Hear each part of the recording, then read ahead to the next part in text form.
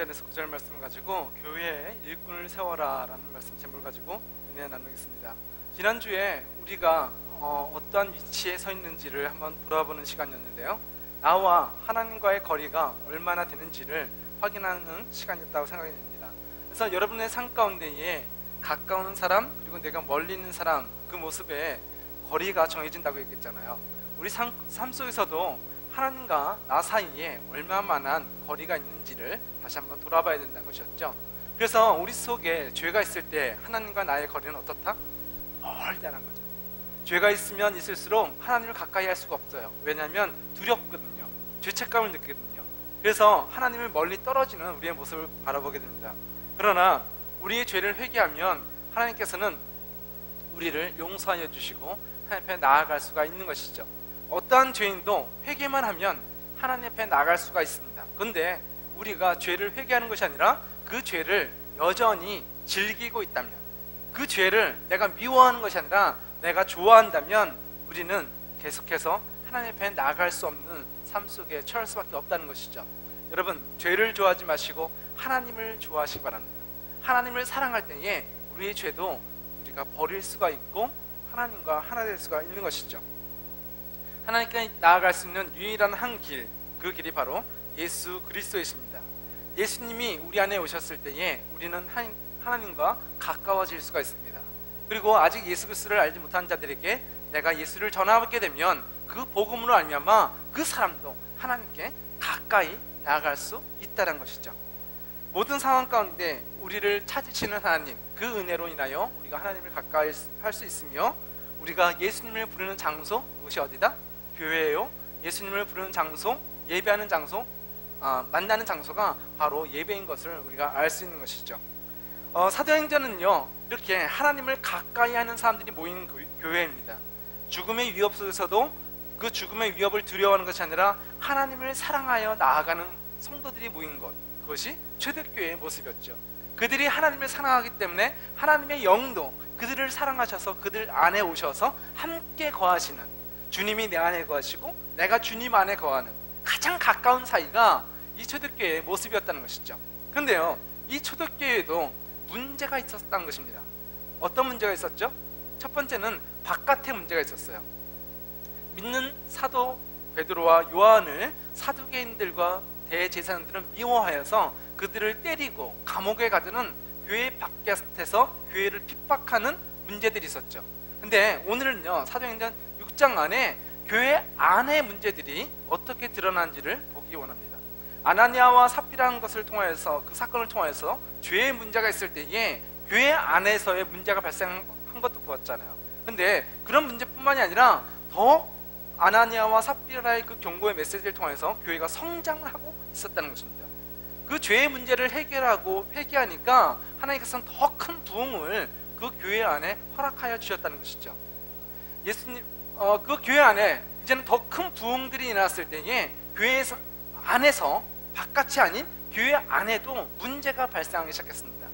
첫 번째가, 성장하는 교회는 문제가 있다는 것입니다. 은혜가 충만하고 많은 성들이 와서 성도의 숫자가 늘어나고 예배가 뜨겁고 기도가 뜨거워졌는데 어떻다? 문제가 생긴다는 거예요. 많은 사람들이 오게 되니까 교회가 작아요. 많은 사람들이 오게 되니까 파킹랏이 모자라요. 많은 사람들이 오게 되니까 화장실이 너무 복잡해요. 밥을 먹어야 되는데 밥이 어떻게 들어가는지 모르겠어요. 아이들이 뛰어다니고 너무나 사람들이 많아지니까 이런 어려움들도 생긴다는 것이죠. 근데 이거는요, 너무나 기분 좋은 스트레스 아닙니까? 스트레스긴 스트레스인데 이런 스트레스는요, 더 많아지면 많아질수록 좋은 스트레스 같아요. 성장하는 교회 안에는요, 문제가 있다는 것입니다. 6장 1절 말씀을 보면 그 사도행전의 교회가 어떤 문제를 만나고 있는지 볼 수가 있는데요, 날이 갈수록 제자들의 수는 늘어만 갔습니다. 그 무렵에 그리스어를 사용하는 유대인들이 히브리어를 사용하는 유대인들에게 불평을 늘어놓았습니다. 그것은 히브리어를 사용하는 본토의 유대인들이 매일 음식을 나누어 줄 때 그리스어를 사용하는 유대인 과부들에게는 관심을 쏟지 않아 그들의 배급을 제대로 받지 못했기 때문입니다 라고 얘기하고 있습니다. 성도들이 많아졌습니다. 그들의 모습을 보니까 헬라파 유대인들 그리고 히브리파 유대인들이 있었는데 너무나 숫자가 많으니까 음식을 나누어 줄 때 불만들이 생겼다는 것이죠. 교회가 성장을 하니까 숫자가 많아지니까 나타날 수 있는 현상이죠. 왜 교회 안에 이런 문제들이 생겼을까? 왜 사람들 사이에 이런 다툼이 생겼을까? 단지 음식이 모자랐기 때문에 그럴까요? 여러분, EBS에서 동양인과 서양인의 차이를 보여주는 하나의 그 프로가 있던데요. 거기서 좀 설문을 통해서 우리가 또 우리의 생각들도 한번 점검해 봤으면 좋겠습니다. 여러분, 지금 우주선이 3개가 있는데 어떤 것이 앞에 있는 우주선입니까? 1번, 2번, 3번. 어떤 게 앞에 있는 우주선이죠? 예, 사람마다 생각이 다르죠. 그런데요, 동양인은요 어떤 것을 서양인은요 어떤 것을 맨 앞에 있는 우주선이라고 생각하냐면 제 바로 앞에 여기 있잖아요. 그리고 그 앞에 여기 있죠. 그리고 그 앞에 여기 있잖아요. 그래서 서양인들, 웨스턴 컬처에서는요 제일 앞에 있는 것이 앞에 있는 요거라는 거죠. 3번이라고 했던 요 우주선이 제일 앞에 있다라고 생각하고, 동양인은요 내 관점에서 보는 것이 아니라 이 우주선에서 나를 보는 관점으로 상대방의 입장에서 나를 봤을 때에 나랑 가장 가까이 있는 사람 우주선이 누구다? 1번이라는 거죠. 서양인들은 3번을 갖다가 가장 앞에 있다라고 얘기하고, 동양인들은 1번을 갖다가 가장 앞에 있다라고 얘기한다고 합니다. 재밌지 않습니까? 생각하는 게 다르다는 것이죠. 두 번째, 지금 풍선이 어떻게 되고 있죠? 날아가고 있죠. 그런데 어떻게 날아가고 있을까요? 동양인들의 사고는 뭘까요? 뭐 뒤에서 뭐라고 하는 것 같은데 뭐라고 하는지 모르겠는데, 동양인들은요 바깥에서 바람이 불어서 풍선이 날아간다. 벤치에 있던 어린아이가 풍선을 놓쳐서 풍선이 날아간다 라고 얘기해요. 관계 속에서 생각한 거죠. 바깥의 상황 가운데서 얘기하는 것인데, 서양인들은요 이 풍선이 바람이 지금 빠지고 있다, 그래서 풍선이 푹 날아간다 라고 생각하고, 이 풍선 안에 있는 공기가 더 가볍기 때문에, 헬륨이 들었기 때문에 아마 날아갈 것이다 라고 생각한다는 거예요. 동양인들은 누가 이것을 옮겼기 때문에, 바람이든지 사람이든지 그것을 옮겼기 때문에 날아간다라고 생각하고, 서양인들은 내가 내 안에 있는 것들이 빠져나와서 내가 가벼워서 날아간다라고 생각한다는 것이죠. 동양인과 서양인과의 또 생각의 차이를 또 보여주는 것 같은데요. 지금 가운데 있는 한 사람이 행복하게 웃고 있습니다. 근데 이 사람이 지금은 어떻습니까? 행복합니까? 대답을 못하죠? 그냥 여러분의 생각을 얘기하면 되는데, 지금 첫 번째 이 그림은요 모든 사람이 웃고 있고요, 이 가운데 사람이 지금 행복한가요? 행복하죠. 그럼 지금은요? 행복한가요? 이 가운데 사람이? 서양인들은요 이 가운데 사람이 행복하다라고 표현해요. 웃고 있으니까. 근데 동양인들은 지금 주변의 사람들이 이렇게 화가 났는데, 기분이 안 좋은데 나만 행복할 수 없다라고 생각하는 거죠. 그래서 이 사람은 지금 행복하지 않다라고 대답을 한다는 거예요.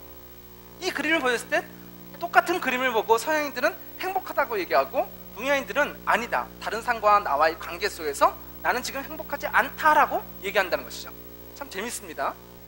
마지막 그림인데요, 웨스턴 컬처에서는요 음식을 서브할 때 큰 덩어리를 갖다 줍니다. 그리고 자기가 원하는 만큼 썰어서 먹게 하는 것이죠.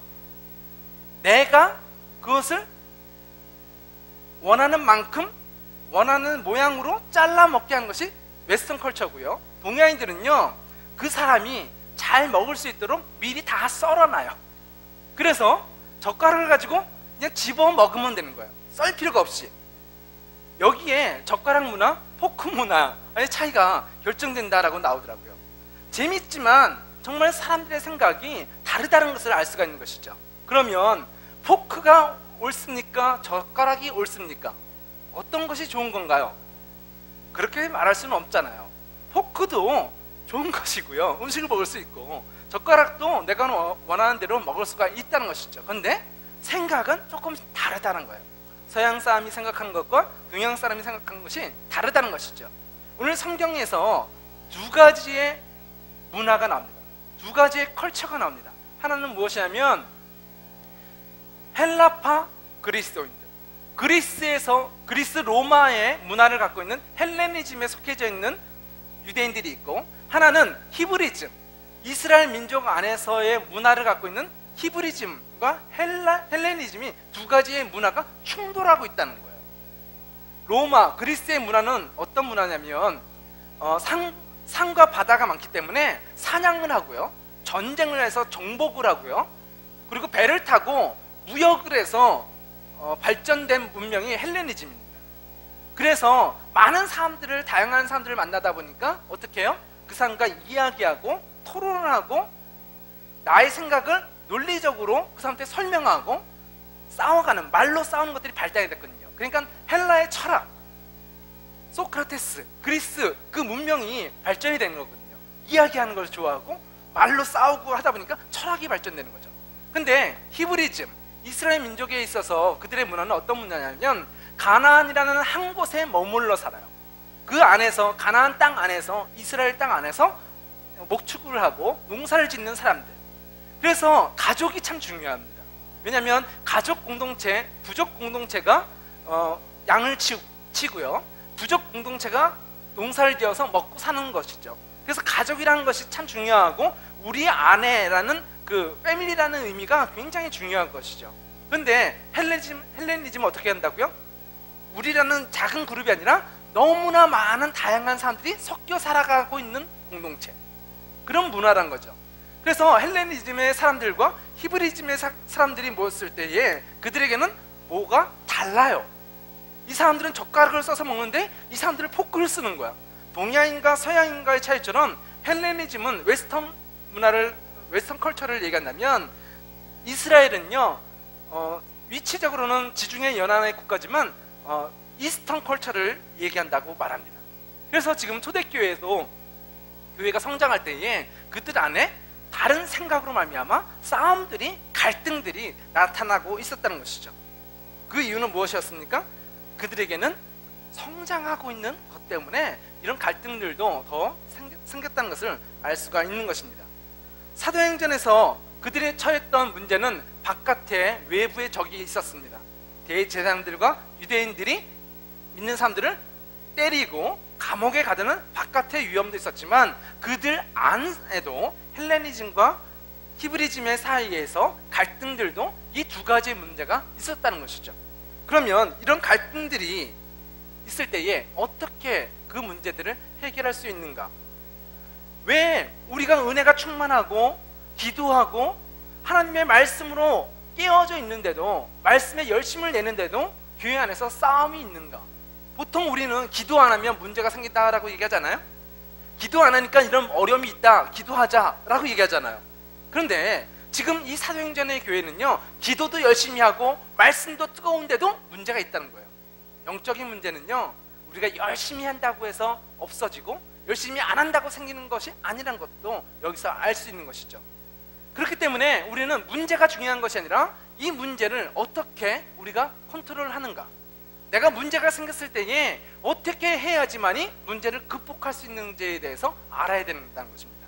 우리의 신앙이 좋을 때도 문제가 생기고 신앙이 나쁠 때도 문제가 생기기 때문에 이 문제를 내가 어떻게 만지느냐, 어떻게 처리하느냐가 중요하다는 것이죠. 그래서 이 문제를 해결하기 위해서 초대교회는 일꾼을 세웠다라고 얘기합니다. 문제를 해결하는 사람이 중요하다는 것이죠.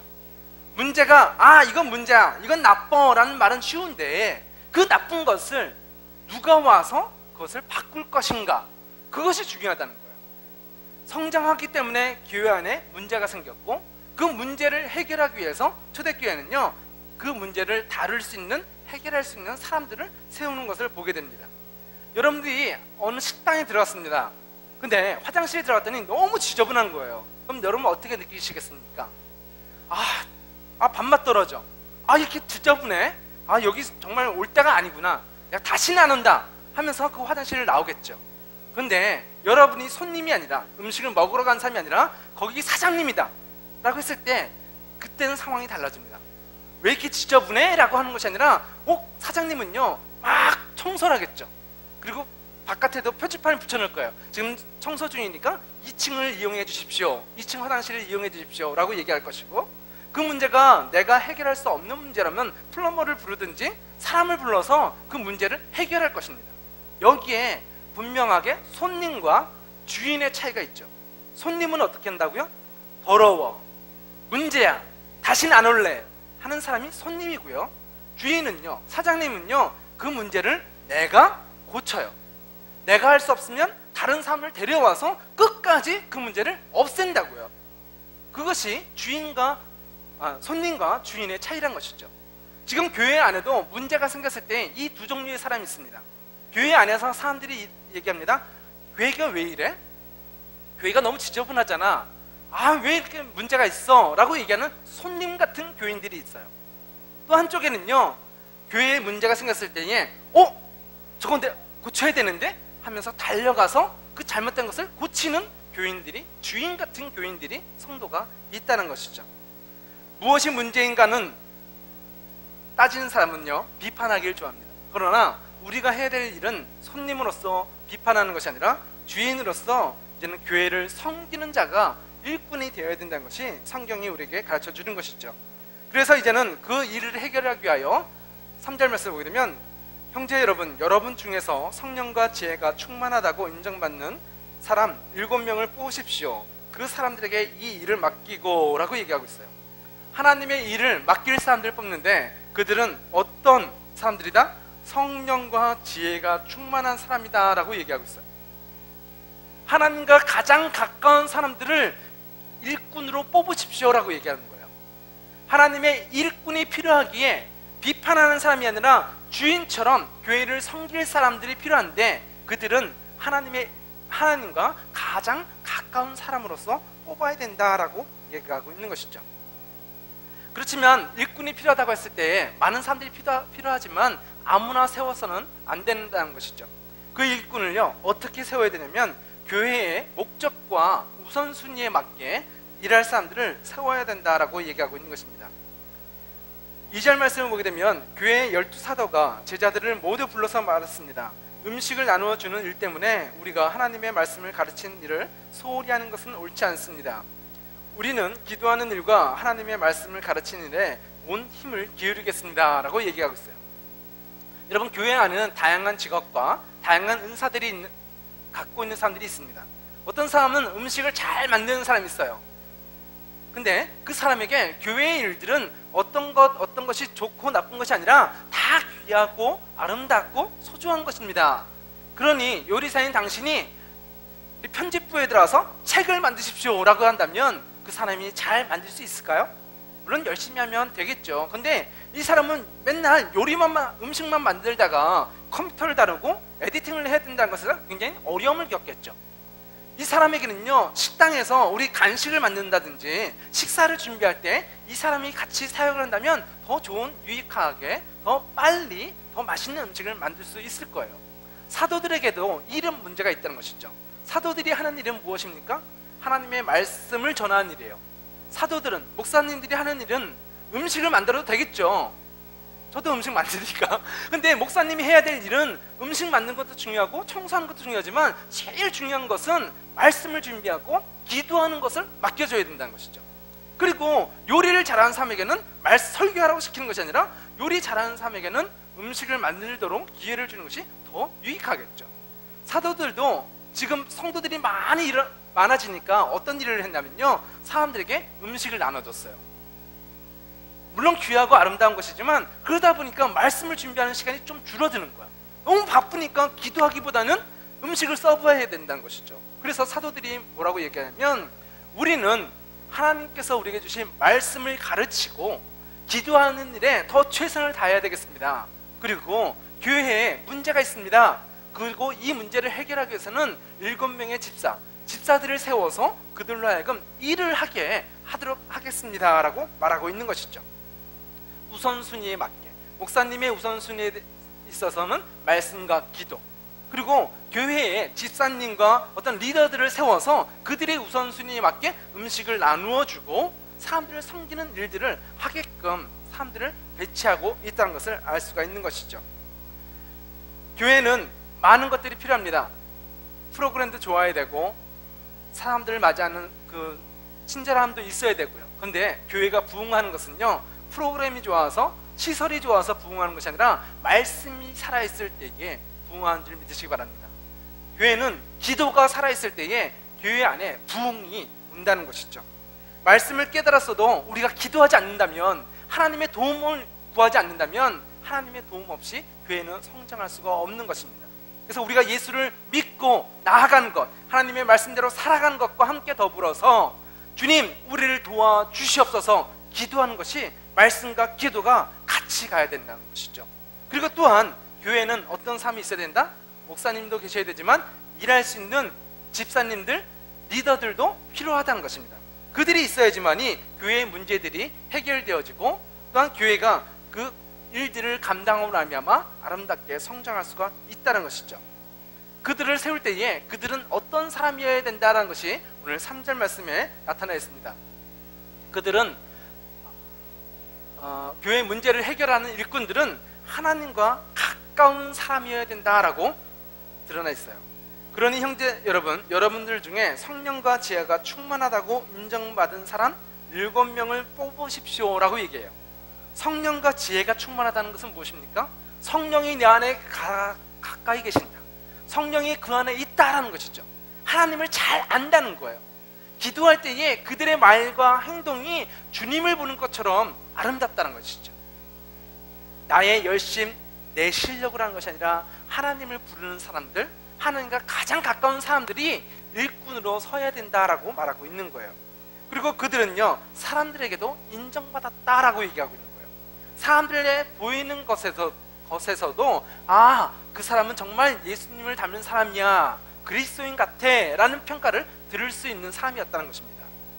잠언 9장 10절 말씀 보게 되면 하나님을 가까이 하는 방법이 나타나 있습니다. 여호와를 경외함이 지혜의 근본이요 거룩한 분을 아는 것이 명철의 시작이다 라고 얘기하고 있어요. 하나님을 아는 것이 지혜래요. 하나님을 가까이 하는 것이 우리에게 복이래요. 하나님의 일꾼들은 어떤 사람이 된다? 하나님을 잘 알아야 돼요. 여기서 잘 안다는 것은 야다란다는 뜻으로 히브리어 단어인데요, 이것은 안다, 지식이 있다는 것이 아니라 부부 사이처럼 가장 잘 알고 있는 사람, 가장 친한 사람, 우리가 하나님을 이렇게 사랑하고 잘 알아야 된다라고 표현하고 있는 것이죠. 하나님과 가까운 사람들이 교회의 일꾼이 되어야 될 때 교회가 싸움이 생기는 것이 아니라 그 싸움의 문제들을 해결하게 된다는 것이죠.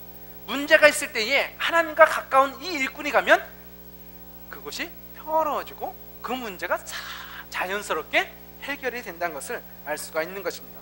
사도행전 6장에서는요 이렇게 준비되어진 사람들을 일꾼으로 뽑았다라고 얘기해요. 이렇게 잘할 사람을 뽑는 것이 아니라 이렇게 하나님을 가까이 하고 하나님을 사랑하고 하나님을 잘 알고 있는 사람, 그 행동이 하나님을 사랑하는 모습이 드러나는 사람들에게 인정받는 사람들을 일꾼으로, 집사로 뽑았다라고 얘기하고 있는 것입니다.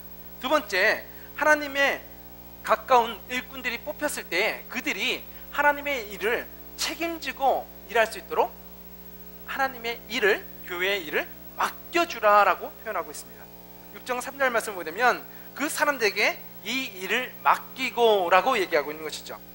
이것이 문제야 라고 얘기하던 그 분위기가 아니라 이제는 이것이 문제일 때에 이 사람들, 하나님과 가까운 사람들, 칭찬받는 일꾼들을 보내라, 당신이 이것을 책임져서 컨트롤하십시오, 당신이 이것을 책임져서 해결해 주십시오라고 맡기게 되면 하나님의 일꾼들이 이 문제들을 해결하게 되고 교회가 더 성장하게 된다라고 얘기하고 있는 것이죠. 5절 말씀을 보게 되면 모든 사람이 이 말을 좋다고 생각해서 믿음이 좋고 성령이 충만한 스데반을 비롯하여 빌립과 브로고노와 니가노르와 디몬과 바메나와 유대인으로 개종한 안디옥 사람 니골라를 뽑았습니다 라고 얘기하고 있다는 것이죠. 믿음 있는 사람들, 하나님과 가까운 사람들에게도 인정받는 사람들을 7명을 집사로서 일꾼으로 세운 것을 보게 되는 것입니다. 그리고 사도들 앞으로 데려오자 사도들이 그 7명의 사람들의 머리에 손을 얹고 기도했습니다 라고 얘기하고 있는 것이죠. 기도한다는 것은 책임을 지어준다는 거예요. 또한 기도한다는 것은 성령의 기름 부으심, 어노인티드라고 얘기하는 것이죠. 성령이 기름 부어 주실 때에 하나님이 이 일꾼들을 책임지신다는 거예요. 하나님이 이 일꾼들에게 능력을 주신다는 거예요. 교회의 일은 사람의 실력으로서 해결하는 것이 아니라 하나님이 기름 부으실 때에 하나님의 능력으로 이들이 죽도록 충성하면 기적이 일어난다는 거예요. 하나님의 나라 문제가 있습니다. 그런데 그 문제로 인하여 교회는 더 성장한다는 것이죠. 하나님의 기름 부은 종들이 일어날 때에, 그들이 하나님을 알고 성도와 하나님을 섬기기 시작할 때에 교회는 더 부흥의 열매들이 맺혀진다는 것입니다. 그래서 네 번째, 하나님이 기뻐하는 일꾼들이 세워졌을 때에, 하나님과 가장 가까운 일꾼들이 그 교회에 세워졌을 때에 그 일꾼들을 통하여 교회에는 수많은 열매들이 나타난 것을 보게 됩니다. 7절 말씀 보게 되면, 그 후 하나님의 말씀은 계속 퍼져나가서 예루살렘에서 제자의 수가 많이 늘었습니다. 뿐만 아니라 유대인 대제사장들 중에서도 믿음을 가지게 된 사람들이 많이 생겨났습니다. 스데반은 하나님의 은혜와 능력이 가득한 사람이었습니다. 그는 백성들 사이에서 기적과 표적을 행하였습니다 라고 얘기하고 있어요. 여기서 중요한 인물 또 한 명이 소개되어지는데요, 여기서는 스데반이라는 인물입니다. 그는 어떤 사람이라고요? 하나님의 은혜와 능력이 가득한 사람이었다라고 얘기해요. 그러면 사도행전 5장의 설교를 다시 한번 들려서 생각해 본다면 이 사람은 어떤 사람이다? 하나님과 가장 가까운 사람이란 거예요. 하나님과 가장 가까운 스데반이 사역을 하니까, 일을 하니까 문제가 해결되고 성도들이 더 늘어나고 그 열매가 놀랍게 일어났다라고 얘기하는 것이죠.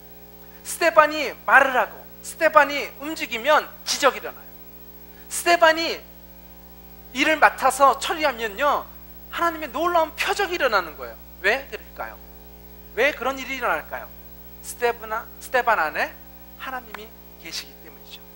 사람이 열심히 해서 노력해서 일을 일으켜낸 것이 아니라, 그 결과를 가져온 것이 아니라, 하나님과 가장 가까운 스데반이 가면 누가 가는 거예요? 스데반만 가는 거 아니라 스데반과 가장 가까운 하나님이 가시잖아요.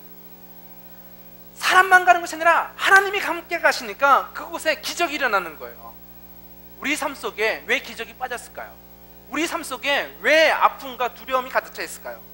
하나님은 저 멀리 계시고 일주일에 한 번 교회에서 잠깐 만났다가 헤어지는 분이고, 나의 학교에는, 나의 가정에는 나 혼자 가니까 여전히 힘들고 여전히 외롭고 여전히 문제가 가득 찬 것이죠.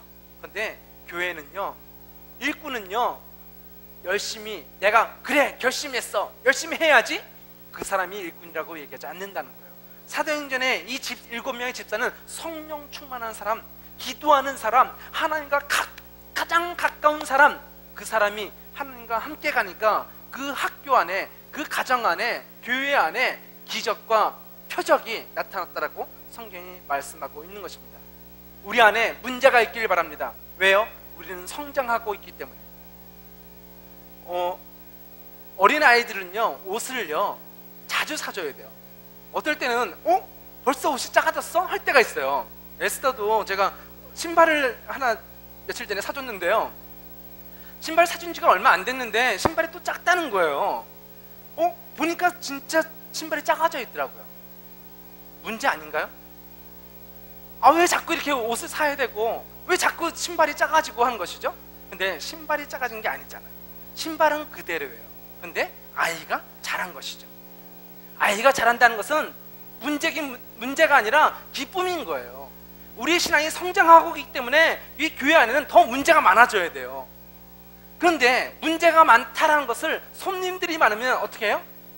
이 교회는 문제야, 모두 작고 모두 작고 모두 부족해 라고 문제가 되지만, 주인이 많으면요, 일꾼이 많으면요, 이 문제로 인하여 교회는 더 아름다운 열매들을 맺어간다는 것이죠.